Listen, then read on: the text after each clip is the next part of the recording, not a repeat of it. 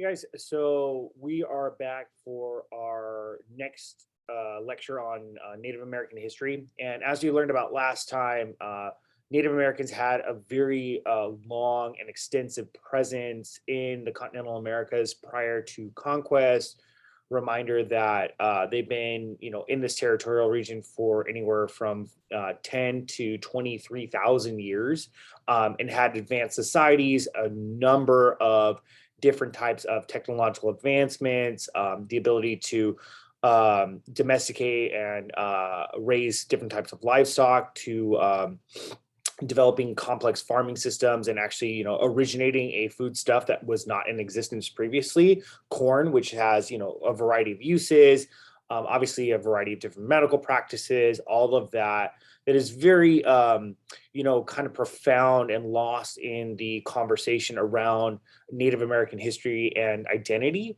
And so we're going to talk a little bit more about how that was lost through the U.S. incursion west. And so we will start with essentially 1776 and then move up until a little bit before the 1960s, where we will transition into what are considered to be the contemporary Native American issues. But what is marked by this time frame is essentially the nation's founding and what would become to known as the Indian problem. And the U.S. has actively fought a war against Native American peoples. It has just largely shifted over the past couple hundred years. In each iteration of the war, like with the iterations of race that we've seen, never necessarily detract from or move away from the original intent of racial marginalization.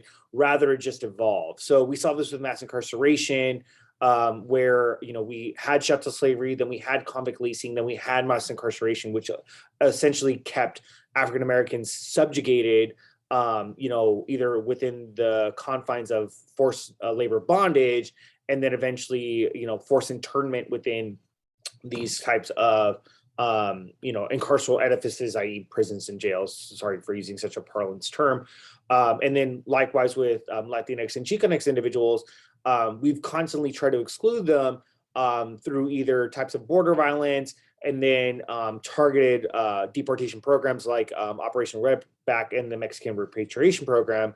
And then, today we see the system of mass deportation that's emerged, which again, fundamentally keeps Latino or Latinx and Chicanx communities subjugated.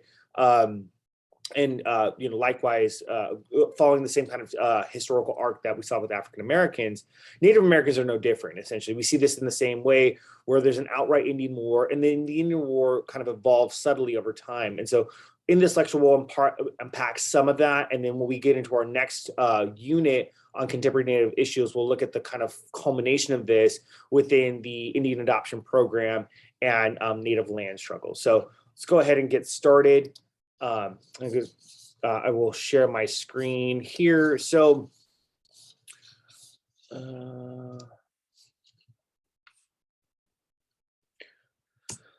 there's a lot that we're going to cover here, and I apologize for the volume of this, but understand that because Native Americans have been on the continental United States for so long, and we have such a brief time frame by which we can cover a lot of this, we have to kind of condense it a little bit. So with that, you could spend years and years and years studying Native history.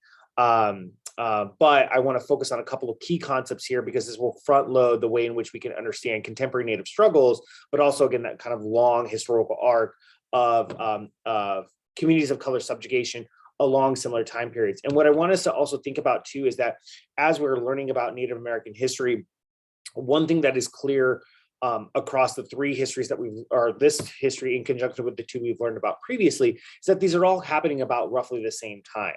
So 1776 is, important for both African Americans or African peoples who, are forcibly brought here, and Native American peoples who are engaged in genocide or in genocidal war with the U.S.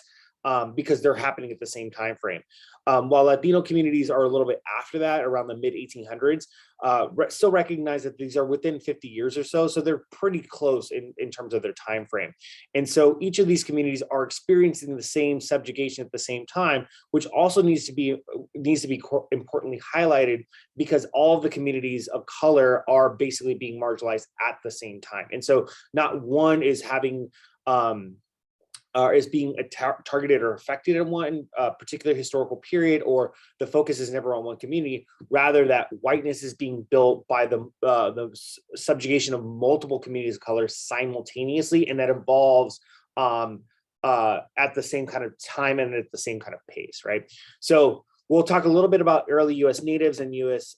government and Indian relations. Then we'll talk about treaties and betrayals, manifest destiny, the shift in Indian policy, Trail of Tears, the kind of continued Indian wars and problems, the escalation of that war, when it kind of hits the head around Wounded Knee, the continued Indian problem, the shift in the Indian wars, and then we'll get into and then how the Bureau of Indian Affairs that was established to kind of deal with natives really started to target these folks through the boarding school and Indian adoption program. And we'll get into more detail on that a bit later. And then we'll kind of round out with this idea of cultural genocide. So the three main concepts that we're going to work with in this lecture is manifest destiny, this idea that the US was kind of destined by God to conquer the land and expand its dominion for this idea of spreading democracy and capitalism, which is very similar to the logics of our European colonialism, which was centered on expanding the empire for God, gold, and glory. Same idea here. We're still thinking about expanding Christianity across the region, capitalism, which was the accruement of gold. And obviously, if you expand land and territories, that's going to be for glory, right? That's going to expand your empire. One of the things that helps to justify the shift in the Indian Wars is this idea about deficit thinking. Now, this is not unique to natives, but I want to use the native example as a case study point, or an important point to understand how deficit thinking emerges. And deficit thinking within the logics of race and racialization is this idea that low income and communities of color have these kind of cultural or biological deficits that they hand off to their children. And as a result of that, the US can impose various types of policies to remove their children, or remove children or children of marginalized background from their parents. And we see this in a variety of cases, most importantly here with the boarding school and the adoption program. But there's the denial of education to Latino children or Latinx and Chicanx children because of this idea that they're uneducatable. We saw this particularly with the walkouts, right? And some of the examples in Chicanx and Latinx histories around the blowouts. Likewise, the overemphasis on criminalization in schooling for African-American children today, and the denial of their educational rights previously under segregated schools and Jim Crow laws was also predicated under this idea that the children had types of cultural deficits that made them apt for deviance, or led to this idea that they didn't need to be educated because they were just predestined to be in the labor force, right? And then lastly, what I want us to really understand, and this is also tied back to the larger system of education in the United States, is that American schooling really perpetuates, this idea of cultural genocide. And this is the idea that there is a systematic or a system of destruction that is trying to remove or destroy traditions, values, language, and other elements that make people distinct from one another. And this has been a process and policy approach for the US in terms of its education, in that it really wants to Americanize everybody. And we see this in a couple of ways, and I'll revisit this when we get into land struggles. But realistically, the US has been trying to make everybody a homogenous society, despite this idea that we're a melting pot. And we see this, right, with the struggle for ethnic studies and precious knowledge, in that when there are discussions around cultural difference, cultural identity, cultural diversity, politicians and policymakers do not want that to happen. They want to emphasize Americanism, and that is under the auspice that there should be not a distinction between individuals. Color blindness in the United States is making everybody the same. It is not about not seeing race, right? So that's where we want to kind of understand how this works. And we can see this again through kind of Native American history. So first, I want us to understand that the US had a paradoxical relationship with indigenous peoples, and it really transforms the way in which we think about Native peoples, their presence in the United States, and actually what the US did to kind of take advantage of Native people. So first, we want to understand that, Native societies, especially on the East Coast and in the Northeast in New England, where many of the early settlers kind of landed, provided a very quintessential role to helping those early colonists survive. Colonists could not farm or survive in the New World. Many of them actually died as a result of this, and relied heavily on natives to teach them how to farm, fish, and hunt in the New World.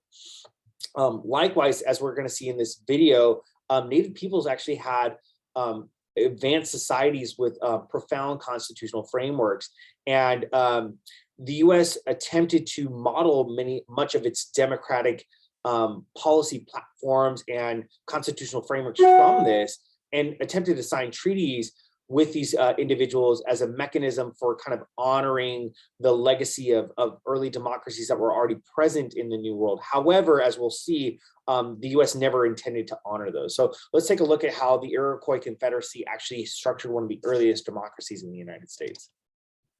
The Iroquois Confederacy. The people of the Iroquois Confederacy, also known as the Six Nations, refer to themselves as the Haudenosaunee. It means peoples of the longhouse, and refers to their lengthy bark-covered longhouses that housed many families. The Iroquois, or Haudenosaunee Confederacy of Upper New York and southeastern Canada, is often characterized as one of the world's oldest participatory democracies. It was originally made up from 5 nations: the Mohawk, Oneida, Onondaga, Seneca, and later joined by the Tuscarora. The Confederacy's constitution, the Great Law of Peace, is believed to have been a model for the U.S. Constitution, partly because Benjamin Franklin was known to have been much interested in its structure. According to their founding tradition, the peacemaker story, these Iroquois peoples, who had been at war with each other for a long time, came together to live in peace and harmony after Hiawatha, a mourning Onondaga chief, joined a man who was known as the peacemaker in pursuing unity among the Iroquois.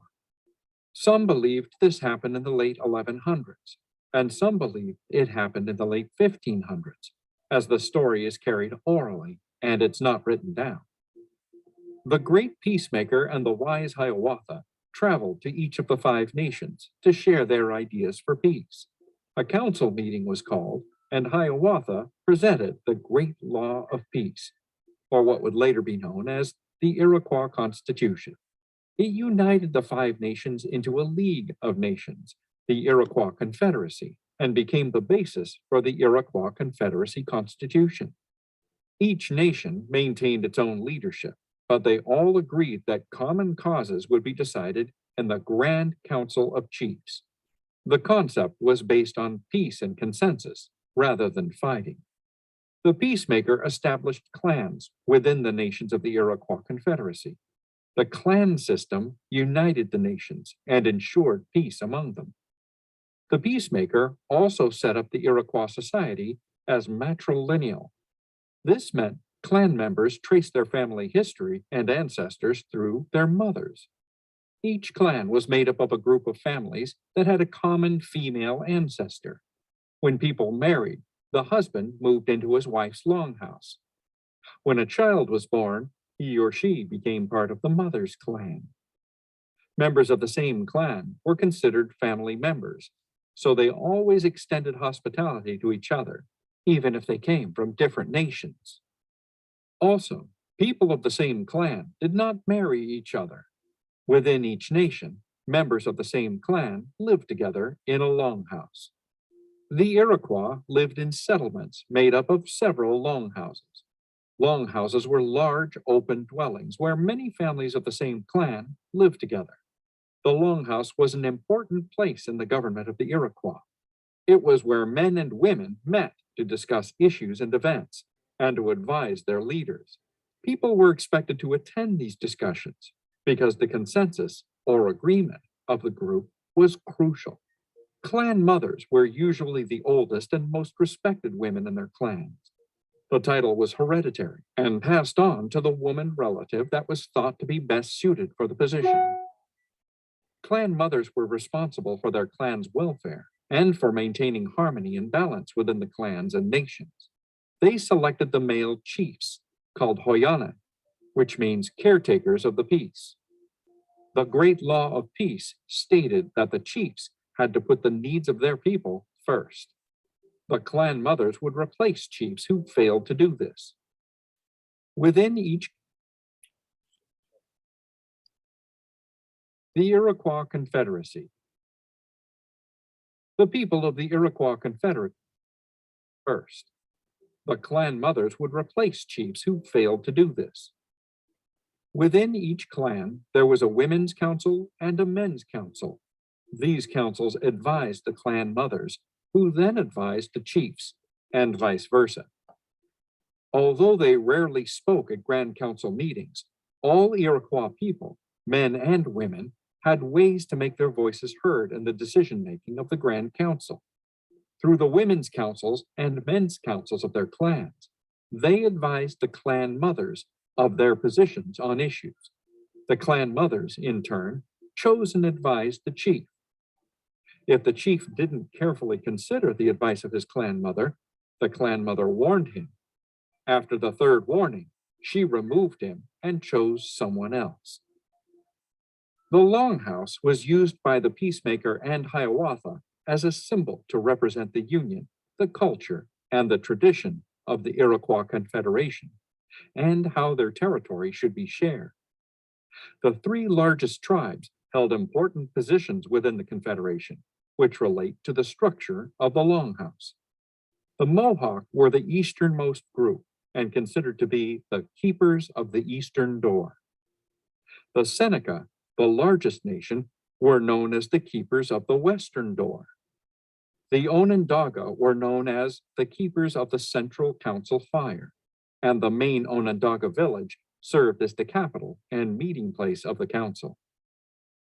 The Grand Council met to discuss issues that affected the whole Iroquois Confederacy, such as peace treaties, trade agreements, and decisions to go to war. The Grand Council was made up of chiefs from each nation, 50 in all. Within each nation, the chiefs formed a council for that nation. This council made decisions that helped its nation function well, such as sharing resources and locating settlements. The Grand Council met when a member nation called for a meeting. The role of the chiefs at Grand Council meetings was to represent the people of their clan and nation. The clan mothers attended the Grand Council meetings to make sure their chiefs fulfilled their role as representatives. The Grand Council was made from 50 chiefs. The number of chiefs for each nation was established by the peacemaker. The Seneca had 8, the Mohawk had 9, the Onondaga had 14, the Cayuga had 10, and the Oneida had 9 chiefs. The Seneca and the Mohawk being the older brothers, the Oneida and the Cayuga being the younger brothers, and the Onondaga being keepers of the council fire. First, the elder brothers, the Mohawk and the Seneca, discussed the issue among themselves. When they reached a decision, they passed their consensus across the sacred fire to the younger brothers, the Oneida and Cayuga. The elder brothers listened while the younger brothers discussed the matter and arrived at their own consensus. When the older brothers and younger brothers agreed, the Onondaga, the keepers of the council fire, would be asked to give their judgment.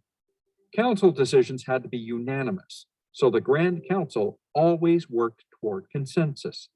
If some party disagreed in the process, the council had to be restarted until all sides came to a common decision. So I want to stop it there so we can kind of unpack a little bit of this. So as you can see, there's a very complex democratic system. constituting, 5 nations, all of which have, a veritable degree of equal representation. It's matriarchal, right? Ran primarily by women with some degree of male leadership. And if you look at the way in which the Grand Council is assembled, it actually follows the way in which our senatorial and congressional structure is set up, right? The elder brothers being the Senate, the younger brothers kind of being the House of Congress, right? All the way up until the presidency. And what is unique to this is that it is a true participatory democracy, in that there has to be unanimous consensus amongst constituents and amongst leaders before you can move forward with a decision on behalf of the entire nation state. Unlike our system today, which is a relatively democratic republic, where we have congressional officials that make decisions on our behalf. This is a very true and I think very effective form of democracy. And if we think about how long it's been in existence for, whether it be 500, starting in 1100, I'm sorry, even longer than that, or yeah, it would have been either somewhere around 600 to 300 years in existence prior to the establishment of the United States in the 1700s. Realistically, this was an extremely effective type of governmental structure, right? But this is largely lost because, as we see in the transition towards U.S. Governmental relations with the Indians or with Native American communities, the U.S. centers on trying to essentially just overrun the indigenous people. And the articles that I've had you read on this from Roxanne Dunbar-Ortiz and from Andrea Smith really speak to this idea that although George Washington sought to develop this policy of justice and humanity with natives, he really didn't want to work with these communities. Rather, he really just wanted to forcibly assimilate them.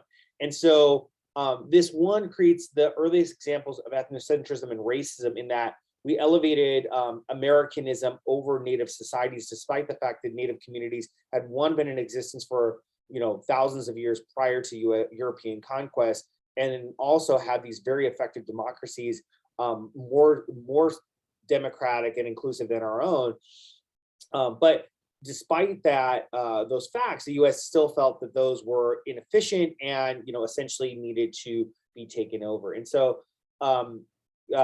Washington essentially develops the Department of War, which we now know as the Department of Defense, to essentially lay waste to all settlements and overrun the natives, not so much just to kind of conquer these, but actually just to destroy them, right? And not to listen to any overture of peace. And the Native communities did not necessarily want to fight Europeans. They really wanted to have this kind of peaceful coexistence that they had with their other Native communities, that were in existence across the United States. But Washington and subsequent presidents really saw indigenous people as a problem and reframed the relationship between the U.S. and natives as a problem, and sought to actually really fight back and remove these folks from the land to essentially be able to take as much land as possible to expand, again, dominion, and then seek out that kind of gold, right, or that treasure. And so peace between the U.S. government and tribal nations was always tenuous. America, was always concerned about being reconquered by foreign adversaries, and it also wanted to establish its own country as a superpower like other empires. And so the only way to really prop that up essentially is to, snatch land, to get resources and territory to be able to have the kind of infrastructural backing to fight back, Europe essentially, right? So, Spain, France, and Britain are still having their eyes on these territories and are actively trying to, reconquer these areas. And then, there aren't necessarily the U.S. is not I don't say this, the U.S. is not innocent in its own desires to create or to become its own world superpower and conquer other territories. And as we saw with Latinx history and with Harvest of Empire, the U.S. played an active role in destabilizing Latin American governments for the sole purpose of increasing business interests or, to have its own kind of political clout within the region. And this is, kind of born through and built from its territorial expansion with native or territorial expansion onto native lands.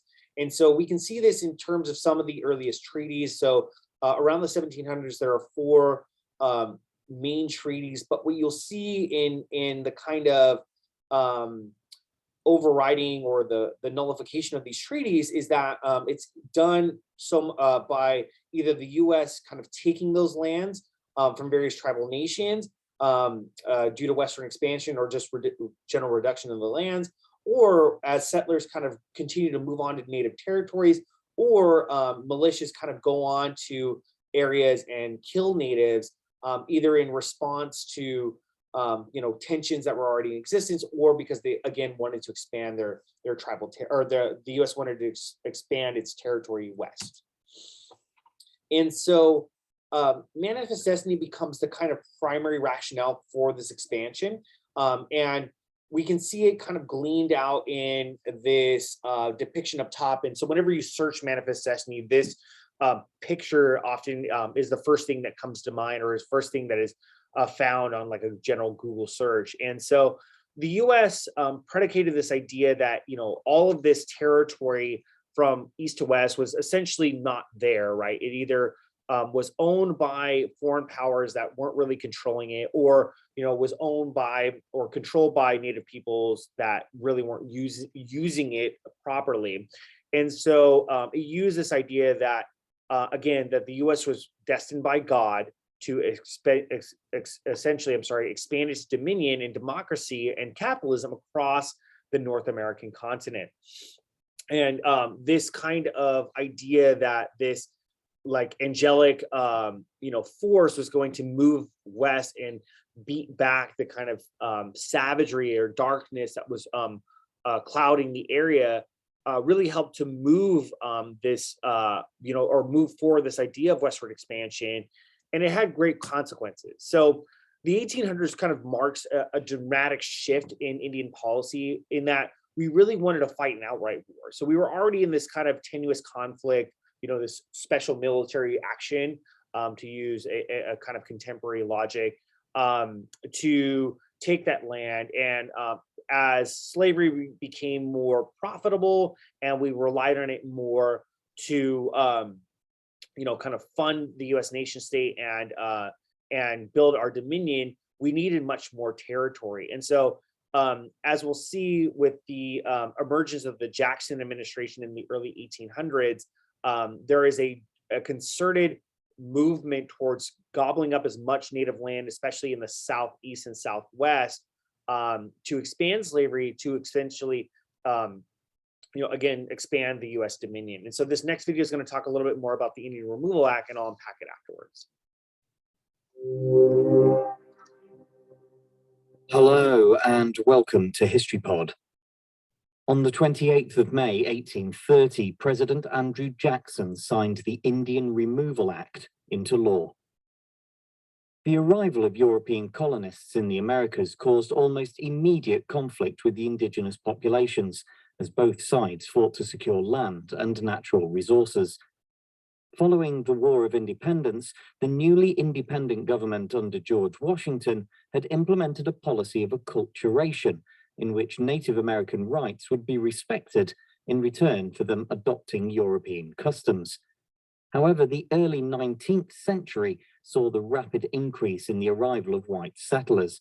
Many of these sought the fertile lands of the southeastern United States, but these were the ancestral home of a number of indigenous tribes, and so they pressured the federal government to help.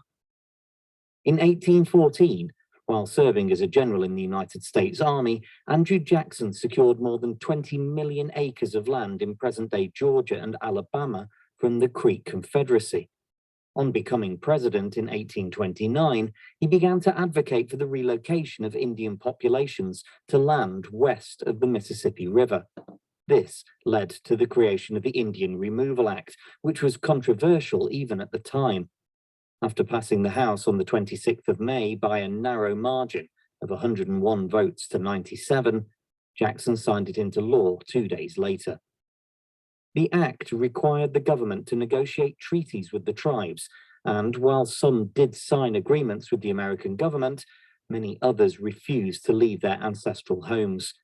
As a result, tens of thousands of Native Americans were forcibly resettled by the military. Between 1838 and 1839, more than 4,000 Cherokees alone died of cold, hunger, and disease during the infamous Trail of Tears that saw approximately 17,000 tribal members forced to undertake a grueling march of more than 1,200 miles. So as we can see, again, a concerted shift in the Indian policy. The Indian Removal Act really sets the framework and the tone for the way in which we want to fight natives, or the U.S. wants to fight natives. And both the Indian Removal Act and later the Indian Appropriation Act, which established the reservation system, had two things really in mind. One, remove natives from their territory. Two, confine them onto lands that were not their ancestral homes, right? That would allow for greater social control of those populations. And then, if you note, in 1841, in the Indian Appropriation Act in 1851, natives were not allowed to leave the reservations without permission. And so one of the things that we can glean from this, if we think about our current mass incarceration system, is that the Indian Appropriation Act actually sets the framework for the way incarceration happens, right? We take people from their homes, right? Criminalizing them, so on and so forth, right? Because their identity does not matter, or their identity is seen deviant in relationship to the larger dominant culture. And we're going to put them into a area, or put them into an edifice, and not allow them to leave without permission, right? And if we think about the majority of people who are incarcerated, these are folks who are nonviolent drug offenders. For the most part, Indian people were nonviolent in and of themselves, and are locked up as a result. However, we flip that narrative to assume that all criminals in jail are violent, and likewise, we flip the narrative to assume that there were no Indian people, or those Indian people moved willingly to those reservations. However, in either case, that was not the case, right? And so you can actually see the Trail of Tears today. Here we can see it on the map here. You can actually walk it if you'd like. And a couple things to note about it. One is that it's a huge area. There's a little bit of deficiency in terms of that video, but about 60,000 natives from 5 different tribes were moved west onto the first reservations. They had to cross 9 states, about 5,000 miles to their final destination. And about 4,000 people died from disease, starvation, and exposure to frigid temperatures. The Trail of Tears, or the initial push on the Trail of Tears, actually happened in the dead of winter, and that was a concerted effort by Andrew Jackson to march those folks west when it was freezing cold. He could have done it at any other point in time. However, he did so with the specific kind of intention of trying to kill off people during the process. And so we have to kind of think about that in terms of the way in which Native Americans, or the U.S. tries to treat natives at this point, is that it's treating them with vehement hostility. And what we will find, and one thing I want us to glean from this lecture when we get into the next piece on Asian American history, is that when the U.S. Decides to fight against a marginalized community, somebody that does not see as itself, it will fight that war with the utmost effort and with the utmost violence. We see this with the war on drugs, in that we fought a total war against drugs, which has led to this escalation of violence against communities of color, utilizing military weapons and tactics through the 1033 program, so on and so forth. And that actually was established from the way in which the U.S. government fought against Native communities. And so, even though at different historical periods we kind of got distracted from the Indian Wars, we were still vehemently fighting these communities, right? So during the mid-1800s, again, the U.S. fights a war with Mexico and is fighting a civil war. But what's interesting about those two historical moments is not that we stop the Indian War altogether. Rather, we take a quick pause, like a timeout. And then after that war is done, we actually utilize the people who fought those wars to then go in and fight the war against Indians. And so Abraham Lincoln, like his predecessors, was also not about having Native peoples or having Native peoples in existence. And what he essentially did after the Civil War was recruit Scots Irishmen, who were primarily fighting on both sides, These were Scottish Irish immigrants who were marginalized under the British Empire and came here seeking, new opportunities, and then freed African Americans who became the Buffalo Soldiers, right? Um, uh, uh, Created these two kind of different fighting forces to move west and then again kind of remove natives. And we can see the escalation of this war and its kind of veracity and ferocity against, its ferocity against Native peoples in this example of one of the largest mass executions presided over by President Lincoln in the Dakota with the Dakota Wars. What happened on December 26, 1862? Everything went off quietly, and the other prisoners are well secured. Henry H. Sibley to President Abraham Lincoln, December 27, 1862. Following the Dakota trials, 303 Dakota men were sentenced to be executed by hanging. However, President Lincoln approved just 39 sentences, arguing that he did not want to act with so much clemency as to encourage another outbreak on the one hand, nor with so much severity as to be real cruelty on the other. Lincoln therefore condemned only those who had been found guilty of participating in the massacre of civilians rather than just battles. Shortly before the hangings, one more was pardoned, bringing the number to 38. The executions took place in Mankato, Minnesota at 10 a.m. on December 26, 1862, in what remains the largest mass execution in United States history. About 4,000 spectators overflowed the streets to witness the executions. In addition, there were 1,500 soldiers who, under martial law, had been instructed to maintain order. The 38 men were tied together with a white muslin cap covering their heads. The gallows were especially designed for this occasion and were all connected to one single rope. As the nooses were placed around each man's neck, they grasped hands and began singing in unison a traditional Dakota song. A drum beat signaled the beginning of the execution, causing the crowd and the men to become silent. With a single blow from an axe, Captain William Dooley, who had lost several family members during the war, cut the rope and ended the lives of the Dakota 38. Two of those executed had been mistakenly hanged. This included Chaska, who had done much to protect Sarah Wakefield during the war, and Wasikoon, who had been previously acquitted. The bodies were left to hang for 30 minutes and then buried in a shallow mass grave in a sandbar near the Minnesota River. By morning, most of the bodies had been exhumed and taken by physicians for use as medical cadavers. 3 years later, Dakota leaders Shakopee and Medicine Bottle were hanged at Fort Snelling.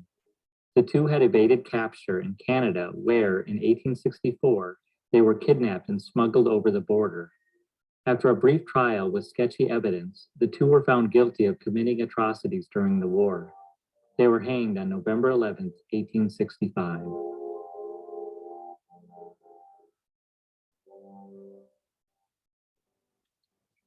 So again, that kind of extreme veracity and veracity, right? Trying to suppress Native resistance and again, this kind of extreme articulation of violence against communities. However, this isn't going to be the only example of this. So the Indian Wars begin to escalate in the late 1800s, from the 1860s until essentially the 1900s, or the turn of the 20th century.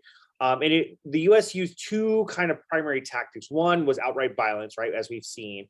And two was an encouragement of settlement, which we can see in these examples of flyers for land, right? And so oftentimes there was this kind of encouragement to move across, thereby justifying the war. And then also the American government recruited settlers to go out and hunt buffalo or bison for the auspice of starving natives. And this is a part of what's called a scorched earth policy.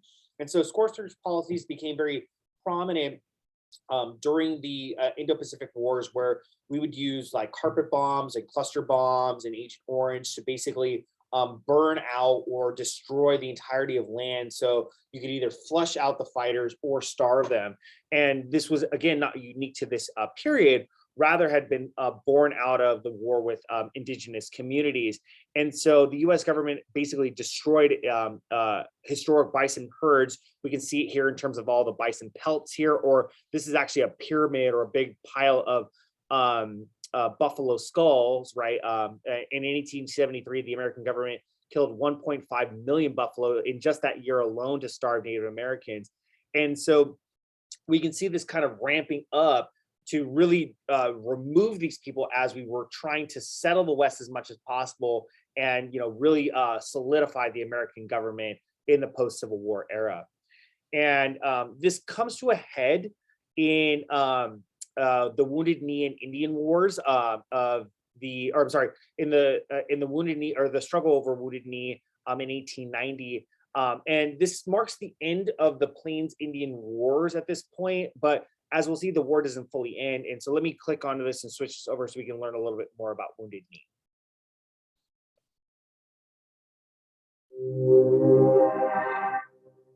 Hello and welcome to History Pod. On the 29th of December 1890, more than 150 Native Americans from the Lakota tribe were killed by US soldiers in the Wounded Knee massacre.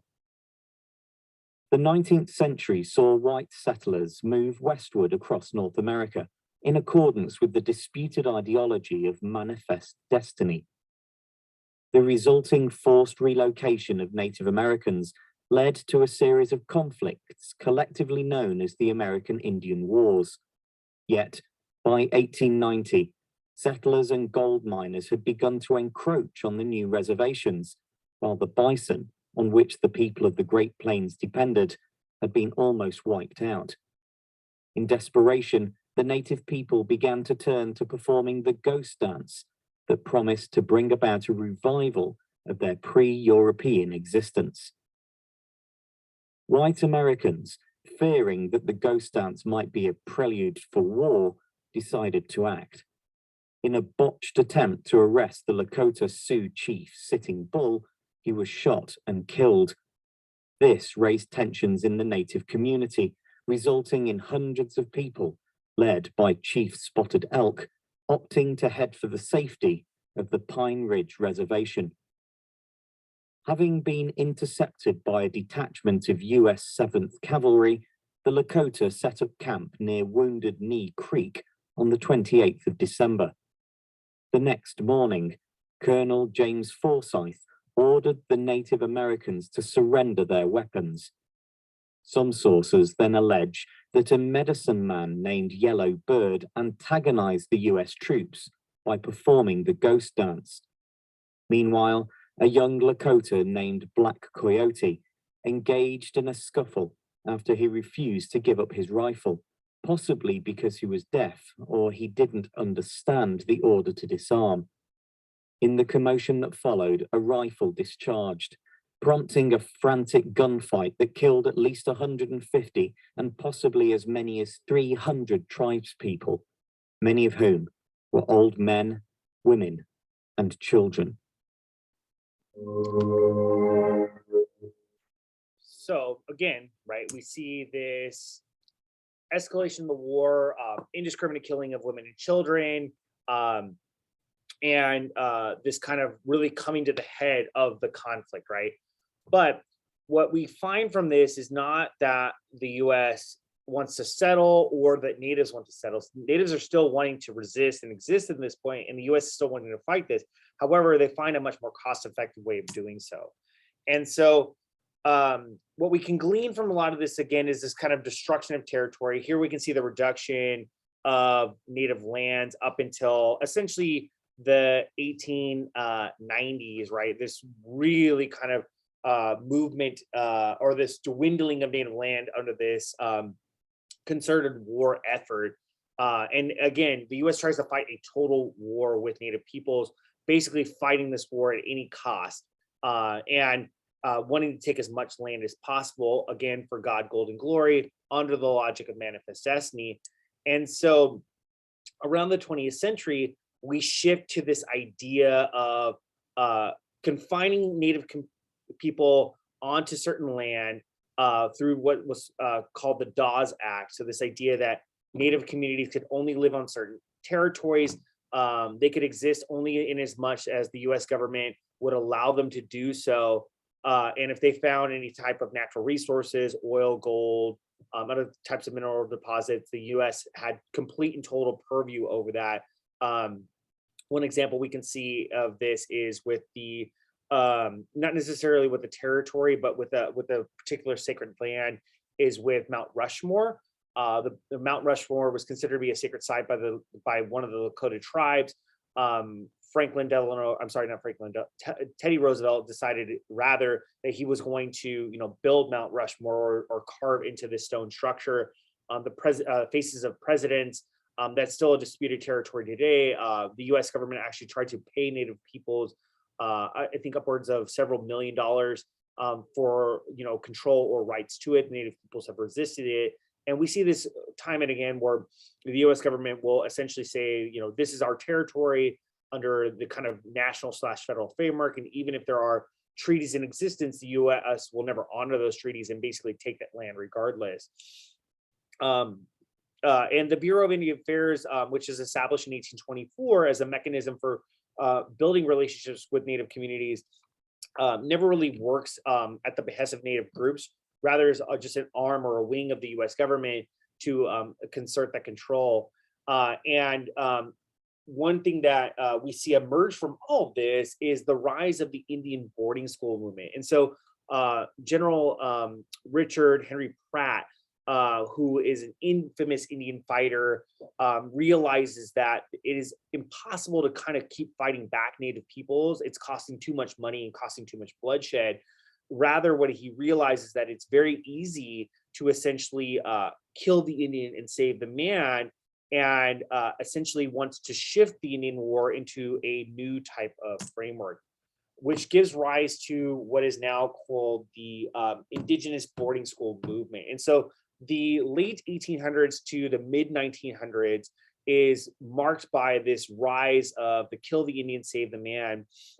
And by the middle of the early 1900s, or about the 1930s, think about the time of the Great Depression, or between World War I and World War II, we have a huge Indian boarding school system that emerges. About 367 different boarding schools in 29 different states, and at its height, about 60,000 people, or 61,000 students, or 83% of Indian school-age children were in these boarding schools.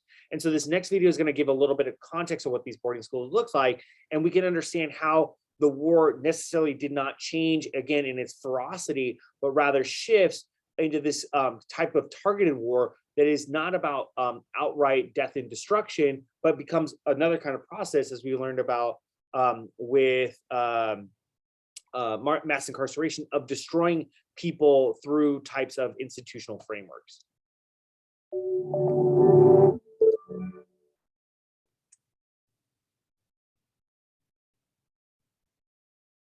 It was essentially another tool at the U.S. government's disposal that they were just trying to, further solve the Indian problem, as they would say. We're just systems to strip us of our culture. I think that part of my healing is reclaiming my identity, reclaiming what's rightfully mine. Hey everyone, Miles Best here, host of Above the Noise. You just heard from voices that you don't normally hear from in the mainstream media. That was Lloyd Molina, Patience Johnston, and Desiree Cavalli, all indigenous folks, and they were talking about something called residential schools, which were pretty common throughout the US and Canada.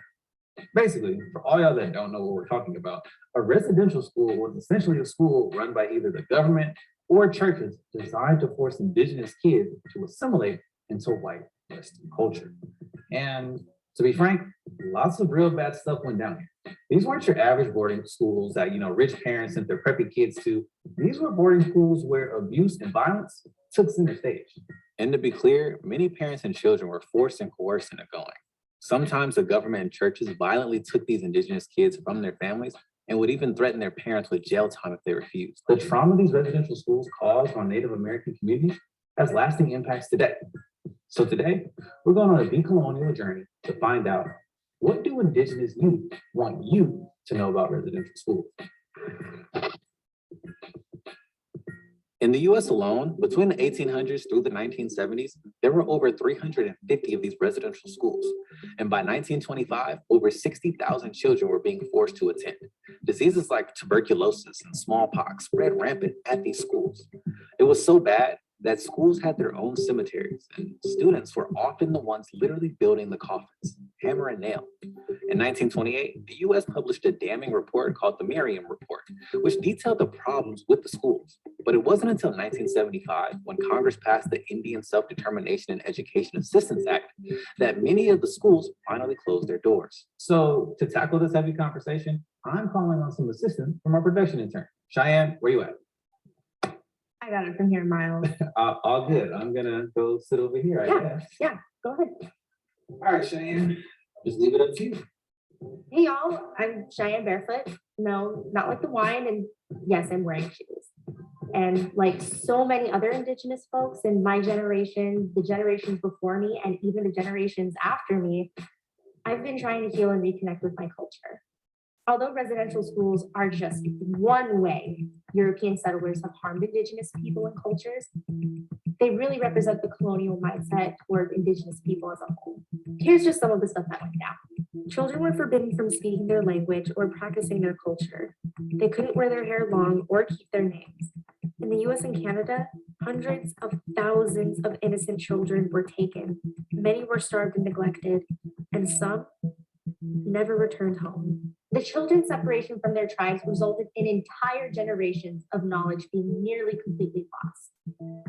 Just like me, Lloyd, Patience, and Desiree are all in different stages of reconnecting with their tribes and making sense of this history. And just like me, they have a story to share. I don't want to be strong anymore. I don't want to be this Indigenous token for you anymore. Our bodies are political because there was a war that was waged against us to exterminate us. Why did I not want to be Native? Why did I not want to step into my culture as much as I did now? And for some Indigenous folks, part of stepping into their culture means reckoning with an insidious idea that Colonel Richard Henry Pratt, the founder and superintendent of the Carlisle Indian Industrial School, the first government-run school, made famous. Kill the Indian in him and save the man, aka assimilate Native people into white culture. Teachers psychologically, physically, and sexually abused and tortured these children. Lloyd had this story to share with us from a family member. Whenever a child, acted up or did something that was, what the school leaders didn't like, they would take these children to this tree and they would tie them to it, and then they would basically try to find something, a branch, whatever, and they would whip them. I always knew that there was harm done to children, such as sexual abuse and physical abuse, emotional and mental. Spiritual robbery, I knew that their culture was lost. I knew that their language were lost.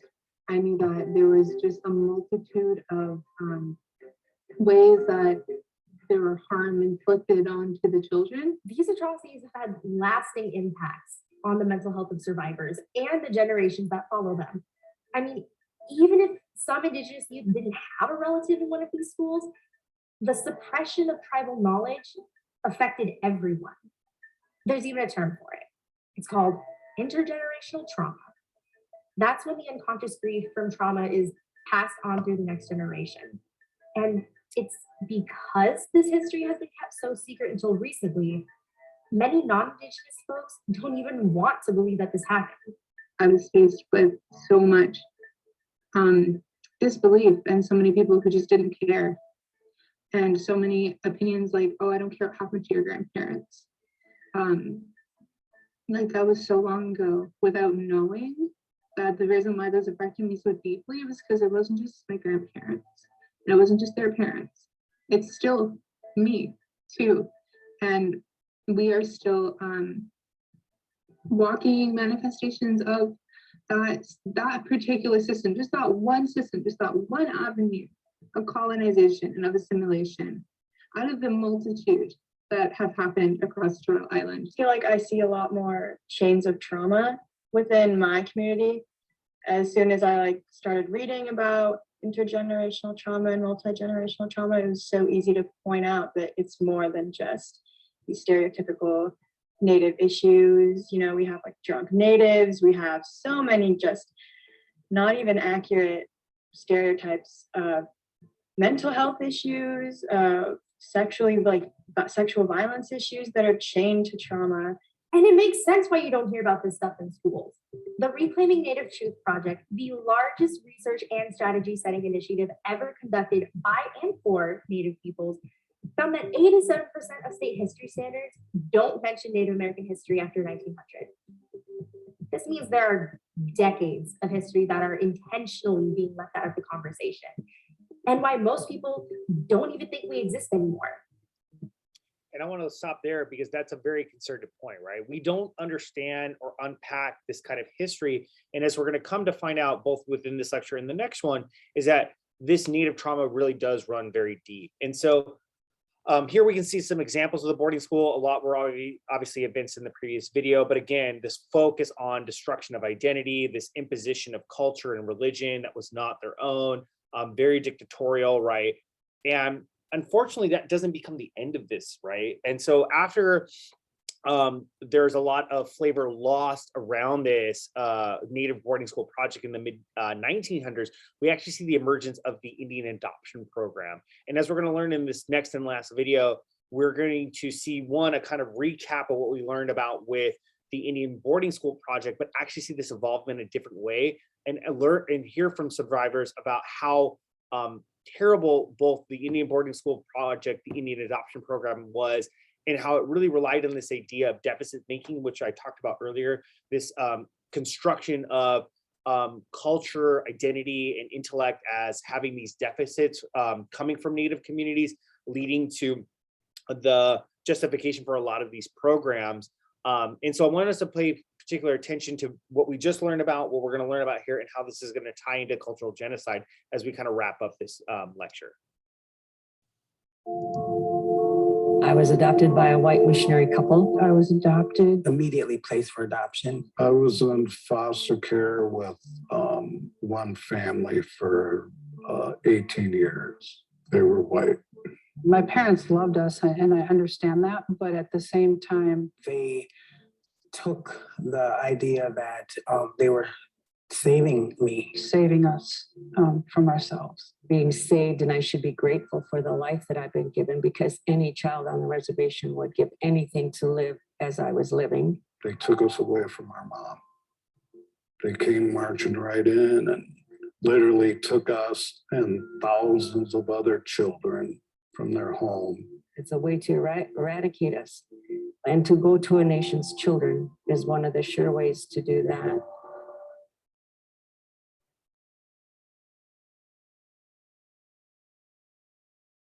The U.S. has a long and brutal legacy of attempting to eradicate Native Americans. For centuries, they colonized Native American lands and murdered their populations. They forced them west and pushed them into small, confined patches of land. But Native Americans resisted. A Board of Indian Commissioners report said, instead of dying out under the light and contact of civilization, the Indian population is steadily increasing.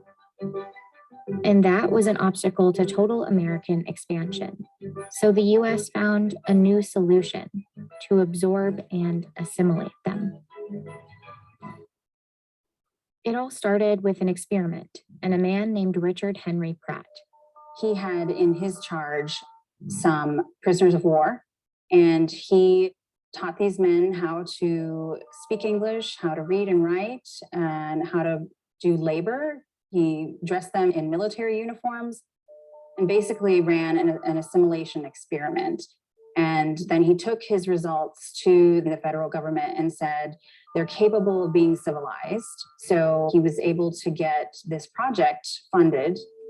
In 1879, the government funded Pratt's project, the first ever off-reservation boarding school for Native American children. His motto was to kill the Indian and save the man. What started there at the Carlisle Indian Industrial School was nothing short of genocide disguised as American education. Children were forcibly taken from reservations and placed into the school, hundreds, even thousands of miles away from their families. They were stripped of their traditional clothing. Their hair was cut short. They were given new names and forbidden from speaking their native languages. To take our children and to indoctrinate them into Western society, to take away their identity as Indigenous peoples, their tribal identity. I think it's one of the most effective and insidious ways that the US did do harm to Indigenous peoples here, because it targeted our children, our most vulnerable. And they tried to make us ashamed for being Indian, and they tried to make us something other than Indian. There are also accounts of mental, physical, and sexual abuse, of forced manual labor, neglect, starvation, and death. My great-grandfather went to Carlisle, and nobody in my family ever talked about it.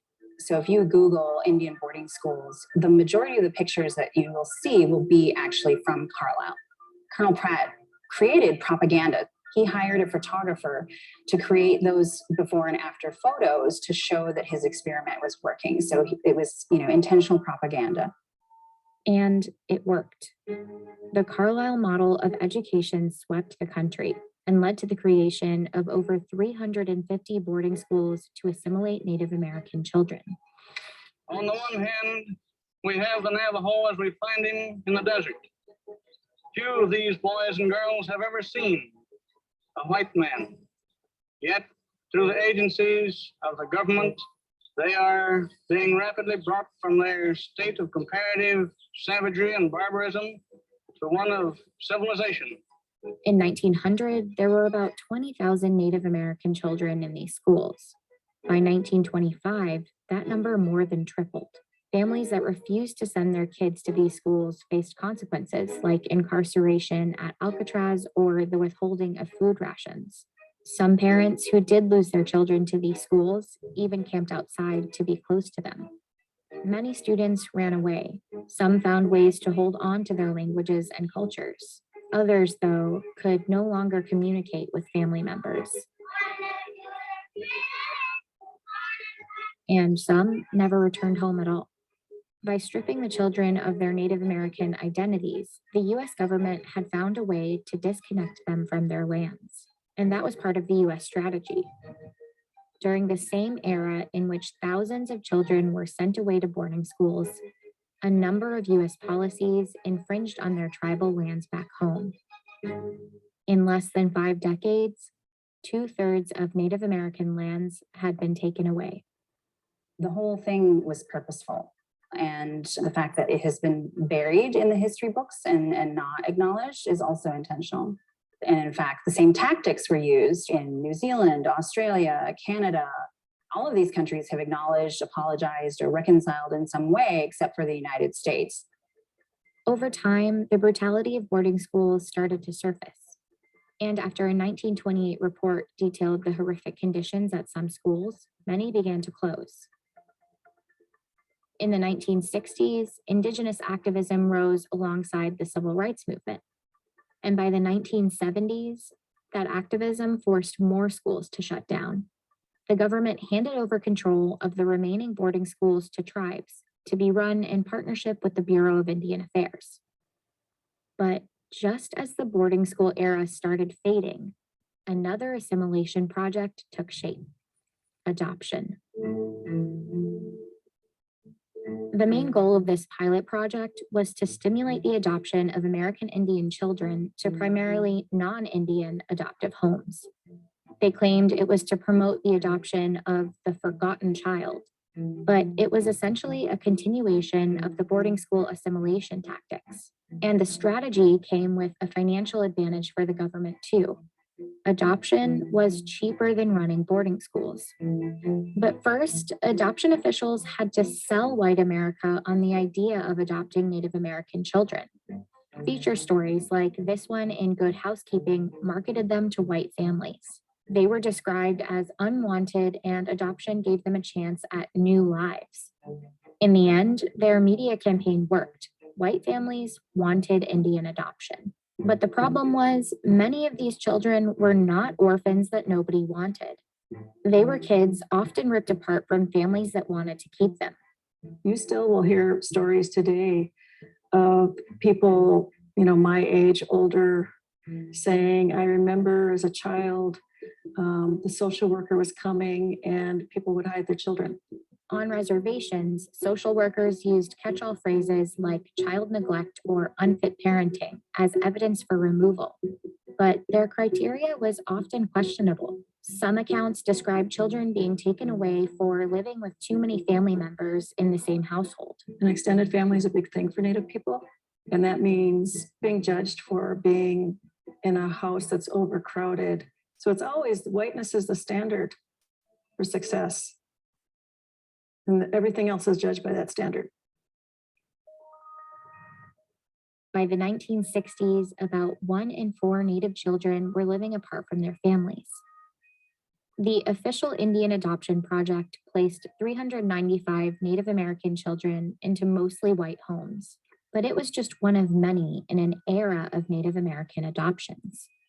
Other state agencies and private religious organizations began increasingly making placements for Native American children too. My mother giving me up was a white person telling her if she didn't, she would never see her other kids again.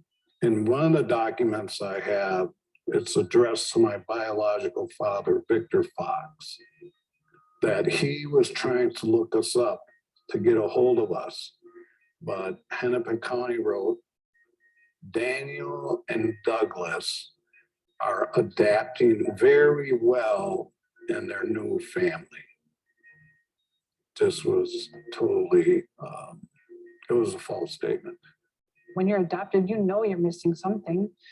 I think I've likened it to having like when someone has like a 500-piece puzzle and they have all the pieces to make this pretty picture except one. My adopted mother was not well verbally, physically, and sexually and spiritually abusive. So by the time I was 14, I started drinking. 15, drugs were added, and I became an addict to numb. I didn't realize I was numbing pain. I tried suicide, tried slicing my wrist one time. Children were taken and believed like I believed for a long time. But there was something wrong with me versus something wrong with the system. The Indian Adoption Project was considered a success by the people who set it in motion. Officials claimed, generally speaking, we believe the Indian people have accepted the adoption of their children by Caucasian families and have been pleased to learn the protection afforded these children. But the truth was unsettling. These hearings on Indian children's welfare is now in session. Well, I was pregnant with Bobby and the welfare kept coming over there and asking me if I'd give him up for adoption. Before he was even born? Yeah. They picked up my children and placed them in a foster home. And I think that they were abused in a foster home. 4 years after Native people organized in this Senate hearing, Congress passed the Indian Child Welfare Act, known as ICWA. It gives tribes a place at the table in court. States would be required to provide services to families to prevent removal of an Indian child. And in case removal was necessary, they would have to try to keep the child with extended family or another Native American family. Without our relatives, we cease to exist. So with Native people, part of our wealth is in our family. It's in who we're connected to. But the legacy of family separation in Native communities has been difficult to fully undo. Today, Native American children are 4 times more likely to be placed in foster care than white children, even when their families have similar presenting problems. In these cases, ICWA is often the best legal protection they have, and it's been under attack repeatedly. A young girl ripped from her foster family because of the Indian Children Welfare Act. White adoptive families intent on keeping Native American children have tried to do away with the act. and they're often backed by conservative organizations. The Indian Child Welfare Act was dealt a blow earlier this month. The subject of a lawsuit issued on Tuesday by the Goldwater Institute, arguing that preferences given to American Indian families to adopt Indian children is unconstitutional and discriminates based on race. It's a way for these industries, these very powerful industries, to try to attack what Indian identity is. Wanting to overturn ICWA is connected to everything about who we are as a nation. So if we don't have any protections for our families, and if we don't have protections for our treaties, then we have no more Indians. We've been under attack. We're going to continue to be under attack. And we have to just keep fighting. It's in our DNA to survive. We are nations that pre-exist European contact, and we are still here.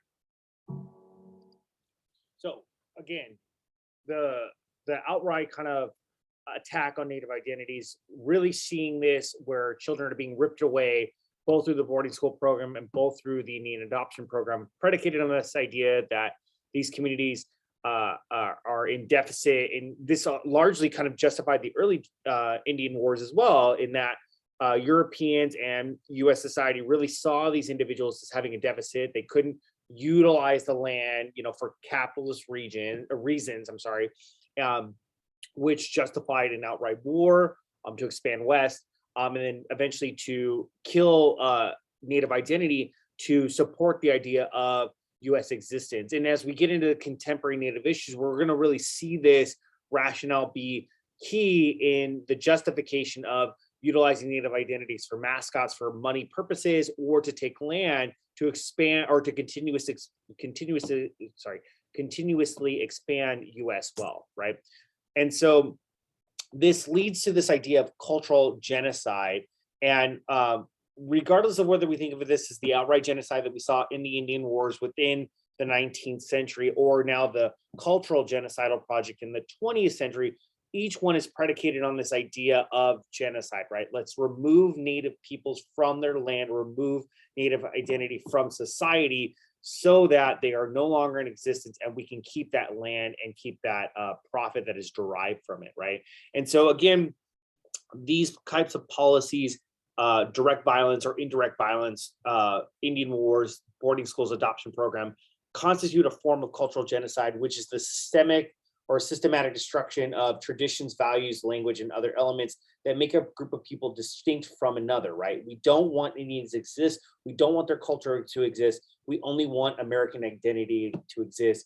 And we see this kind of borne out within this example. So, and it follows these kinds of logic, right? We take children away from their culture, we take children away from their families, and we remove natives from their ancestral land and force them to adopt American and Western policies, as evinced through what we saw with the Dawes Act, the Indian removal, and the Indian Appropriation Act. Okay, so I'm going to leave it there for today. Again, we covered a lot, and I know there was a lot of videos in here, but let that all kind of permeate and sit with you for a little bit. Again, our key current terms for today were manifest destiny, deficit thinking, and cultural genocide. If you have any questions, as always, feel free to email me.